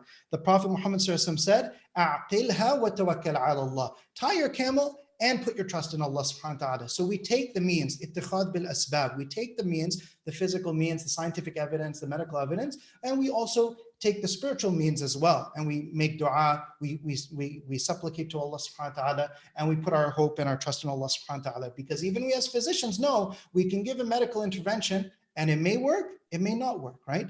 So there's always that possibility. So everything is in the hands of Allah subhanahu wa ta'ala ultimately. So we've had some great questions submitted from our online viewers. So the first question I'm going to direct towards Dr. Hashim. And since Dr. Hashim, you're a respirologist, you specialize in the lungs. A question that a lot of people have is, what's the effectiveness of masks? Should we wear cloth masks when we go outside? What do we know about masks from a medical perspective? Jazakallah khair. Thanks for the question. So with regards to masks, there's different kinds of masks that we've all been hearing about in the news already. There's medical grade masks or respirators like N95 that you might have heard about or read about already. And those are masks that we've always been using in the hospital setting for certain conditions like tuberculosis and things like that. There's the regular surgical mask as well, which is the blue one that you've seen. And that basically protects you from droplets. And that's the general one that we normally recommend for when you're dealing with or treating patients who actually have COVID or are suspected of having COVID. And then there's regular masks as well that you can sort of make on your own. So make out of cloth or any materials you have lying down at home. And we've been seeing mixed messaging over the last several weeks. Different jurisdictions, different parts of the world have recommended masks. Some countries have said everyone should wear a mask in the whole country. So countries like China or South Korea, and other countries have been a little bit more slower in terms of that recommendation, and they've recommended that mainly for healthcare workers and not so much for the general public. But now, as far as I know, in both the United States as well as in Canada, they've recommended, both the CDC and the Canadian public health bodies have recommended that everyone in the general community wear a mask. But what they're recommending is just a general mask that you can make at home out of cloth. It doesn't have to have any specifics for it. And the evidence behind these masks is not so much to protect you or yourself, it's more so to protect other individuals from you. So that if you have COVID, or if you're coughing or sneezing and you have a viral illness, that you don't spread it to other individuals. It's not so much to protect yourself. The medical grade one, so like a surgical mask, as well as the N95 mask, what we're saying is that because there's a shortage, and we need those primarily for those healthcare providers who are taking care of patients who actually have COVID for sure. And we're doing procedures where when we're putting the tube inside your throat, or when we're doing other things like CPR, we are actively what we call aerosolizing, or making it more likely for that virus to spread in the air around you. And so because we're doing these high-risk procedures, doctors and the nurses and respiratory therapists are all at higher risk of getting it. And so what they're recommending is that save the medical grade masks for the healthcare workers and everyone in the general public to wear any mask. It doesn't have to be an N95. It doesn't have to be even a surgical mask. It can just be something that you've made yourself out of some cloth. And there's lots of things online and videos online about how you can make a mask that will help protect everyone from you if you are happen to cough or sneeze, because not everyone covers their mouth or sneezes without making sure that they infect other individuals. Okay, perfect. And the next question for Dr. Asim, a lot of people are asking about resource allocation, right? We hear in the news, what's going to happen if we run out of ventilators? What's the whole discussion about that? And there is some medical literature that's been published just from a secular perspective about some principles that can be used to decide who gets a ventilator, who doesn't. What are the Islamic medical ethics regarding that? SubhanAllah. So I'm going to disappoint the questioner by saying that this is an area of active conversation across a lot of fiqh councils, both in the United States and abroad. And there's many different ways people are thinking about this, but the general guidelines I would say is that we recognize this is an area of really severe new ijtihad that is needed, so to speak, right? The idea that we are really in scarce times, resources, and that people will have difficulty procuring, if God forbid, we're not there yet, even in New York, we'll have difficulty just even getting a vent. So I'm going to disappoint by saying that there's debate. Now I'll say two things that people are sort of crystallizing around. One is that the idea that of letting the most vulnerable not get them. So for example, someone in the nursing home who is trached and pegged, and you say, hey, the disabled don't need vents. This is objectionable from a religious perspective. We have more duties to protect those who are vulnerable than to say that we should just take vents off them and put on other people. Both the secular and Islamic perspectives here are aligning in certain cases. The other thing that people should recognize is that there is an ability to use statistics. You mentioned this very well, Dr. Nazir Khan, that what's going to happen in the hospital, and I'm on one of these committees at my hospital, is we're going to look at prognosis, who's going to benefit the most. And this is fully in line with Islamic principles that you give scarce resources to those who will most benefit from them, and use full statistics as we are going to use to make those decisions. And there is no, as far as I know, Allah alim, faqih, any disagreement by the fuqaha on this principle. So those two areas, there's consensus. The particular algorithms, I'll leave for you to look at your fiqh councils as they come out with these guidances soon, inshallah. Okay, Jazakallah khair. And I really recommend that a lot of people check out the website of Dr. Asim Padella. If you look up the Initiative on Islam and Medicine, there are more resources that you can find. Some people have been asking about further resources to look into. Next, I want to go to Dr. Abu Bakr Khalifa to ask, how do you decide when to intubate, when not to intubate? What are your considerations there for that as an ICU physician? Thank you, Nazir. So the decision to intubate patients is something that we discuss when someone comes into the emergency room department. We see how their oxygen levels are. We see how their breathing abilities, are they awake? Are they alert? Are they able to protect their airway? And how their oxygenation is. And from there, we make decisions based on these indications and these findings. In general, and this is pre-COVID era, we might have to put them on some oxygen support that is not necessarily a ventilator. We put them on high oxygen. If the patient looks like they're heading in the wrong direction or they're requiring lots of support, we would admit them to the intensive care unit where we'd monitor them. And as we see their oxygen levels or their respiratory status is worsening, that's when the decision comes to intubate. There's a lot of talk these days in the literature on, when we look at it from a COVID perspective, which we're learning a lot of data, is do we intubate right when they come in and their oxygen levels are low but not very low, or do we give them other type of oxygen support first, work on different type of interventions and see if these do well or not? And this is an active area of research where people are trying to figure out what is the exact right time to intubate for COVID patients. Nonetheless, if patients do not improve with oxygen support that is not with a ventilator, then we make a decision to intubate. And one important point to mention there, intubating patients who are possible COVIDs or are positive for COVID is a delicate procedure, because as much as we want to make sure we intubate safely, we want to also reduce the risk of transmission to healthcare providers. So there are particular guidelines that we take in place around how and intubate to make sure that this is done safely for the patient and for the people around. Okay, Jazakallah khair. That's really great. And, one of the other questions that we've had is, some people say, well, going back to one of the things that you mentioned earlier, Dr. Khalifa, about the common misconceptions you encounter. People say, just do everything. And, some people say, well, even if there's 1% chance, 2% chance, I still want everything to be done. And I think people need to take a step back and look at the hadith of the Prophet ﷺ. What is the goal behind pursuing medical treatment, right? The Prophet Muhammad ﷺ said, seek medical treatment, for verily, for every disease, Allah subhanahu wa ta'ala has also revealed a shifa, has revealed a cure, right? So the idea of cure is to treat something reversible. In other words, there is some medical disease there that you're going to actually have benefit by giving a treatment. And this idea that prolonging life, even if it's just suffering on life support devices, is inherently valuable in Islam.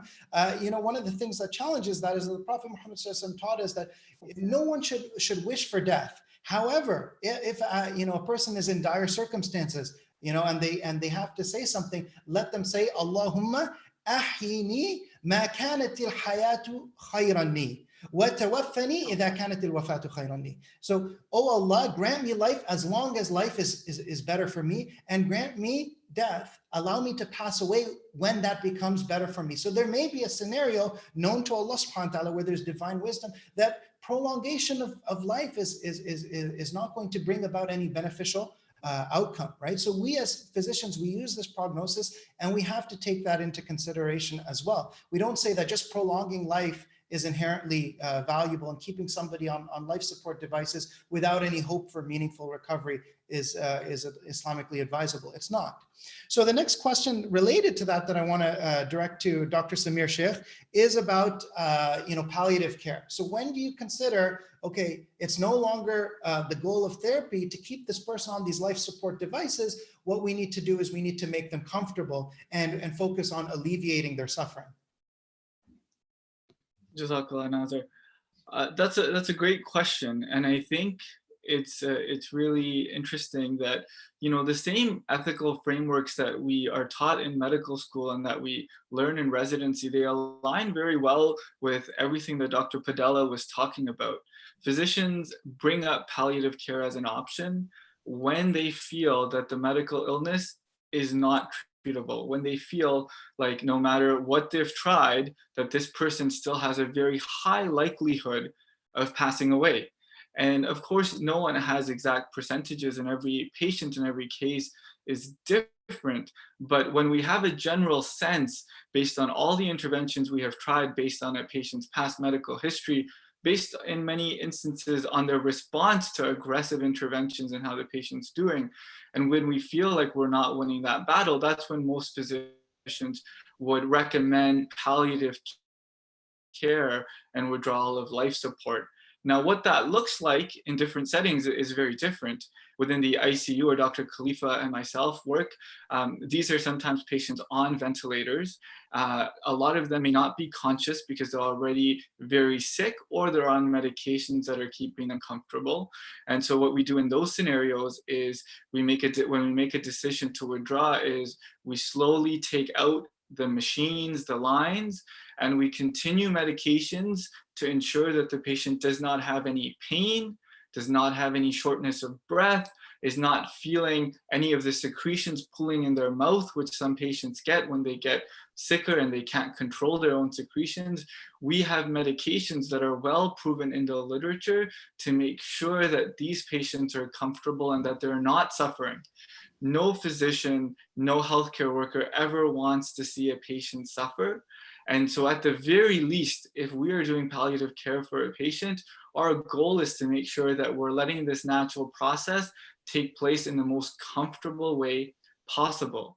Now, palliation also exists outside of the hospital. Patients, for example, with cancer, who don't want to have radiation or palliative chemotherapy, decide to have palliative care in the community. And, it's interesting, sometimes patients who elect a palliative care approach actually live longer and have a better quality of life than patients who choose aggressive interventions. For example, if someone with cancer that's not curable has palliative chemotherapy, they can suffer from the complications of chemotherapy and pass away sooner than they may have from their original illness if they had chosen a palliative care approach. And so I think when you think about palliative care, you need to be cognizant that sometimes it actually improves quality of life for people, because the interventions we all employ in hospital that are aggressive all come with side effects and are risky in their very nature. The last thing I want to mention is a lot of ICUs and a lot of hospitals, recognize what a sensitive time this is for patients and family members. And as Dr. Padella talked about, it's hard on everyone that's involved in this person's care. No matter how many times you watch someone pass away, it still impacts you and it's still hard, and you still remember those faces and those stories as you move forward. Within our ICU and within many ICUs around the country and in North America, at least that I know, we're moving towards a lot of programs that help give patients dignity and compassion at the end of life. Where Dr. Khalifa and I work, we have a 3 Wishes program for patients that are passing away in the ICU, and we approach their family members to ask about what would this person want at the end of life? What would make it easier for them? For some people, it's a religious ceremony, reading a certain part of the Quran. It's all simple stuff that has to do with communication and connection. People are not asking for expensive things at the end of life.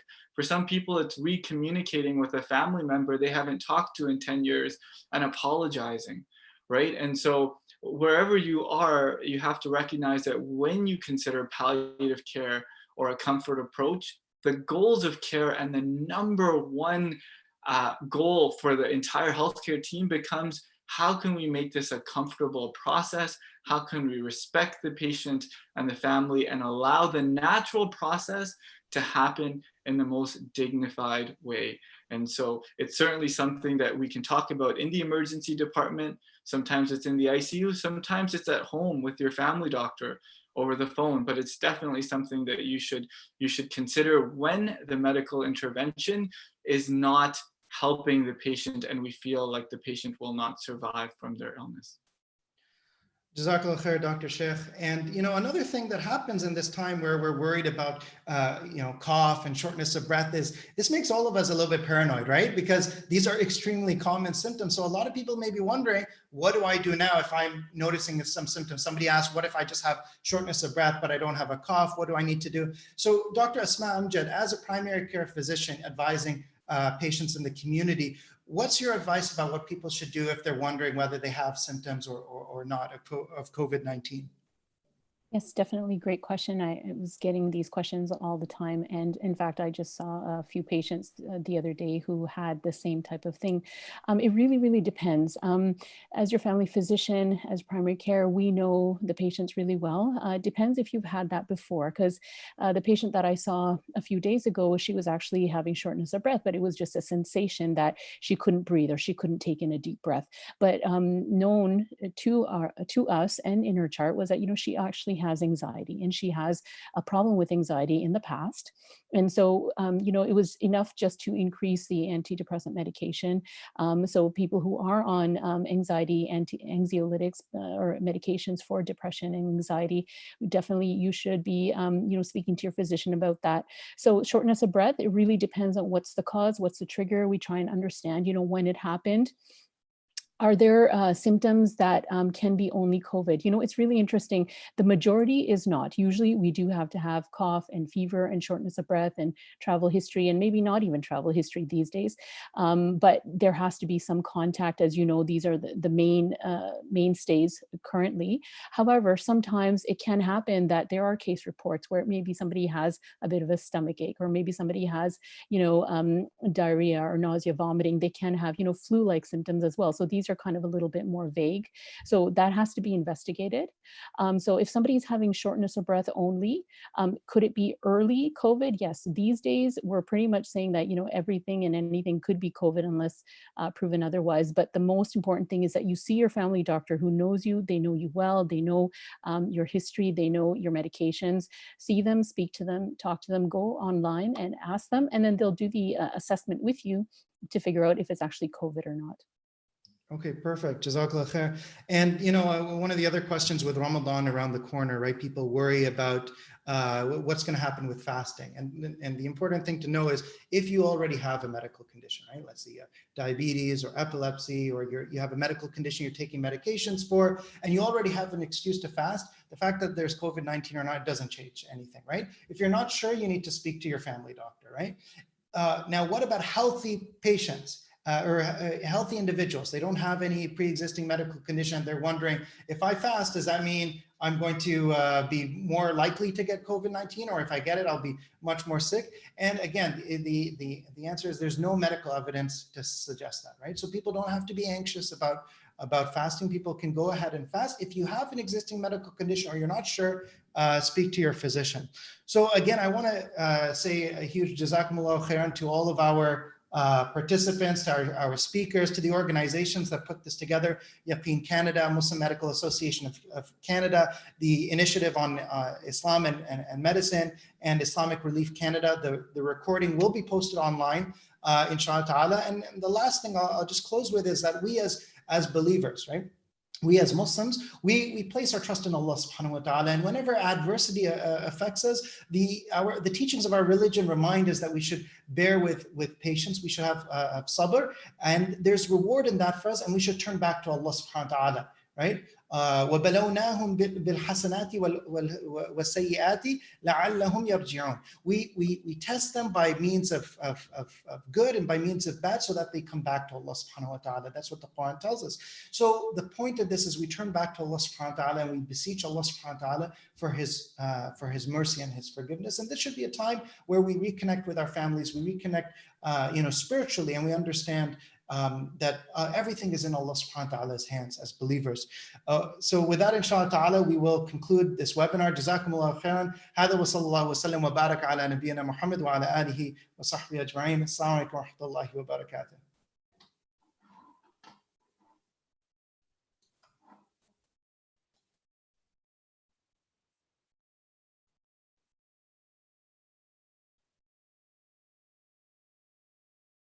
Wa alaikum assalam. Jazakallah, everybody.